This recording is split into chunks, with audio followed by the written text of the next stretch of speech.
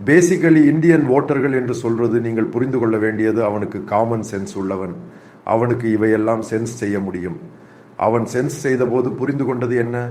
இந்த ராகுல் காந்தியும் பிரியங்கா காந்தியும் அவர்களின் தாட் ப்ரோசஸ், அவர்கள் இந்தியா பற்றி என்ன நினைக்கிறார்கள் என்பது ஒரு சாதாரண ஓட்டர் நினைப்பதை விட மிகவும் கீழே உள்ளது.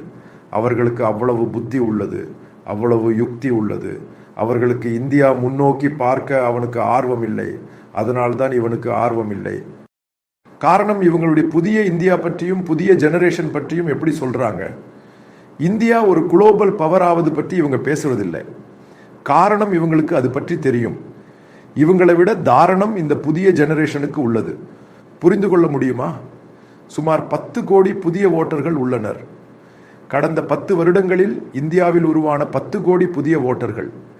இந்த 10 கோடி புதிய ஓட்டர்கள் என்று சொல்பவர்கள் அதில் 1% காங்கிரஸ் பார்ட்டிக்கு ஓட் செய்ய தயாராக இல்லை.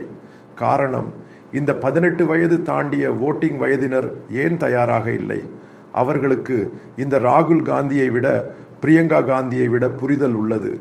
இந்த உலகம் என்ன, இந்த இந்தியாவின் முக்கியத்துவம் என்ன, இந்தியாவை எப்படி டெவலப் செய்தால் அவர்களின் ஃபியூச்சர் செக்யூர்ட் ஆகும், இதற்கு எதுவும் பதில் சொல்ல காங்கிரஸ் பார்ட்டியின் தலைவர்களுக்கு முடியவில்லை.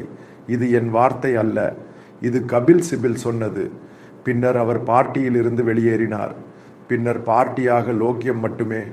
இதை அட்ரஸ் செய்ய முடியாத வரை இந்தியாவில் பிரதிபட்சமாக ஒரு காங்கிரஸ் பார்ட்டி இல்லாமல் போகும். நீங்கள் வரவிருக்கும் நாட்களை பார்க்கவும். காங்கிரஸ் சிதிலமாகிவிடும். காரணம், காங்கிரஸை கலைக்க வேண்டும் என்று மட்டுமல்ல, வரவிருக்கும் 10 வருடங்களில் ஆப்ஷன் இல்லாமல் போகும். மாற்றங்கள் இல்லை என்றால் காங்கிரஸ் பார்ட்டி என்றும் இந்தியாவின் வரலாற்றில் இருந்து மறைந்துவிடும். இப்படி ஒரு பார்ட்டி தான் இந்தியாவுக்கு சுதந்திரம் பெற்று தந்தது என்று மட்டுமல்ல, ஃபர்தர் ஆகி இதை பற்றி எதுவும் சொல்ல முடியாத விதத்தில் இந்த பார்ட்டி மறைந்துவிடும்.